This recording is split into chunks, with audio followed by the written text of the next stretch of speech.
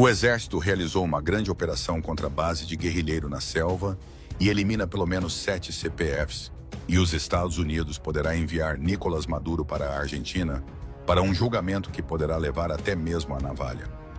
Em uma operação militar de alta precisão realizada nas últimas horas nas selvas densas da fronteira tripla entre Colômbia e Venezuela, forças armadas atacaram um acampamento guerrilheiro, eliminando 7 combatentes, capturando um deles vivo e apreendendo grande quantidade de armamento pesado, munições, drones armados, explosivos improvisados e granadas adaptadas para uso aéreo. As tropas responsáveis são do Exército da Colômbia, que lançaram o ataque contra integrantes do Exército de Libertação Nacional, ELN, e dissidentes das antigas Forças Armadas Revolucionárias da Colômbia, FARC, na região de Catatumbo, departamento de Norte de Santander, exatamente na linha divisória com a Venezuela. A ação contou com apoio aéreo da Força Aérea e da Polícia Nacional e ocorreu apenas um dia depois da reunião entre o presidente colombiano Gustavo Petro e o presidente dos Estados Unidos, Donald Trump, na Casa Branca. Nesse encontro histórico, os dois líderes acertaram uma parceria reforçada no combate ao narcotráfico e aos grupos armados ilegais, com foco direto nos chefes mais procurados da região. O resultado imediato foi essa operação relâmpago, que demonstra o novo nível de coordenação entre Bogotá e Washington. No mês anterior, em janeiro de 2020, o exército da Colômbia já havia entrado em confronto direto com grupos dissidentes das antigas Forças Armadas Revolucionárias da Colômbia, em ações que deixaram pelo menos 27 mortos em confrontos intensos na Amazônia colombiana e regiões próximas. Esses choques, alguns dos mais violentos dos últimos meses, ocorreram em meio ao vácuo de poder criado pela queda de Nicolás Maduro e sinalizaram o início de uma nova onda de instabilidade na fronteira. O triângulo fronteiriço Colômbia-Venezuela-Brasil vive, neste exato momento, um dos períodos mais voláteis e perigosos das últimas décadas. A região de Catatumbo e Amazonas é historicamente disputada por guerrilhas, cartéis de drogas, grupos paramilitares e organizações criminosas transnacionais. Com a queda de Maduro e sua captura pelos Estados Unidos em 3 de janeiro deste ano, muitos líderes do ELN e dissidências FARC que usavam o território venezuelano como santuário seguro começaram a se deslocar de volta para a Colômbia, gerando um aumento dramático nos confrontos, deslocamentos forçados de população e risco real de contaminação da fronteira brasileira. Do lado brasileiro, o Exército está em alerta total na fronteira.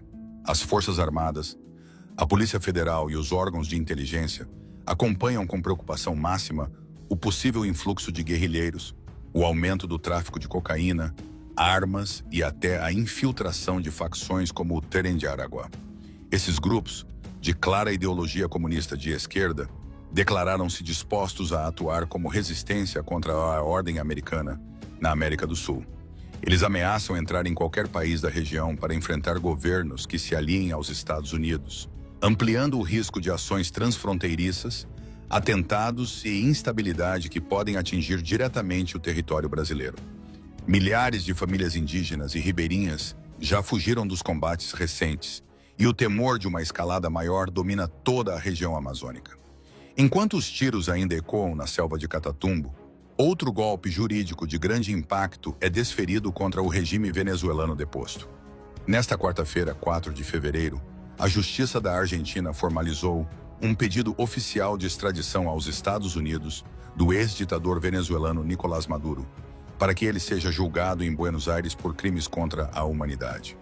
Maduro foi capturado no dia 3 de janeiro de 2020 em uma operação militar ousada e de altíssimo risco executada pela Delta Force, a unidade de forças especiais do Exército dos Estados Unidos, considerada a mais temida, secreta e poderosa do mundo. Na madrugada daquela data, após meses de planejamento secreto da CIA, vigilância constante por drones e agentes infiltrados e ensaios exaustivos, operadores da Delta Force entraram na residência de Maduro em Caracas enquanto ele dormia ao lado da esposa, Cília Flores. A ação foi precedida de ataques cibernéticos que deixaram a capital venezuelana no escuro, bombardeios seletivos para neutralizar defesas antiaéreas e uso de tecnologia avançada de supressão de comunicações. Em menos de meia hora, o ex-ditador foi retirado do local, algemado, vendado e transferido para os Estados Unidos, onde hoje responde por narcoterrorismo, tráfico de drogas e conspiração em um tribunal de Nova York. A próxima audiência está marcada para 17 de março.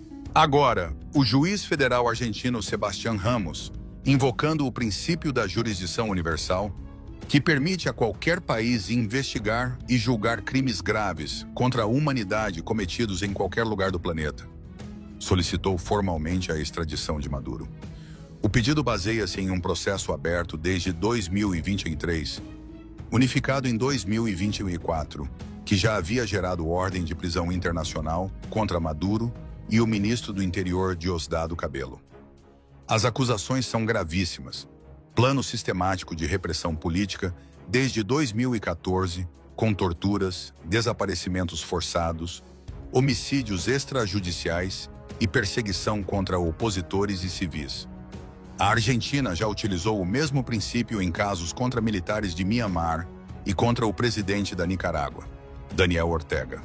Os dois acontecimentos que dominam o noticiário sul-americano nesta quinta-feira, a operação colombiana na fronteira tripla e o pedido argentino de extradição de Maduro, revelam com clareza cristalina a estratégia dos Estados Unidos para reestruturar o mapa de poder na América Latina após a captura do ex-ditador venezuelano. Ao incentivar e apoiar imediatamente, após a reunião Trump-Petro, uma ação militar de impacto contra o ELN, Washington demonstra que está disposto a usar aliados regionais para eliminar ameaças que antes contavam com proteção venezuelana. Ao mesmo tempo, ao manter Maduro sob custódia americana e não obstruir, pelo contrário, abrir caminho para pedidos judiciais de países como a Argentina, os Estados Unidos transformam o ex-ditador em peça central de um cerco jurídico-político que pode se estender por anos. É a doutrina prática de intervenção seletiva, apoio a governos alinhados, uso estratégico do direito internacional como arma e consolidação de influência sem necessidade de ocupação prolongada com tropas americanas em solo. O recado para Caracas, Bogotá, Brasília e para toda a região é inequívoco. A era de tolerância com ditaduras, guerrilhas e narcotráfico ligados ao chavismo chegou ao fim, sob coordenação direta dos Estados Unidos. Os grupos de esquerda comunista, que ainda resistem agora, enfrentam um novo cenário. Ou se rendem, ou se transformam em ameaça transnacional que pode incendiar toda a América do Sul.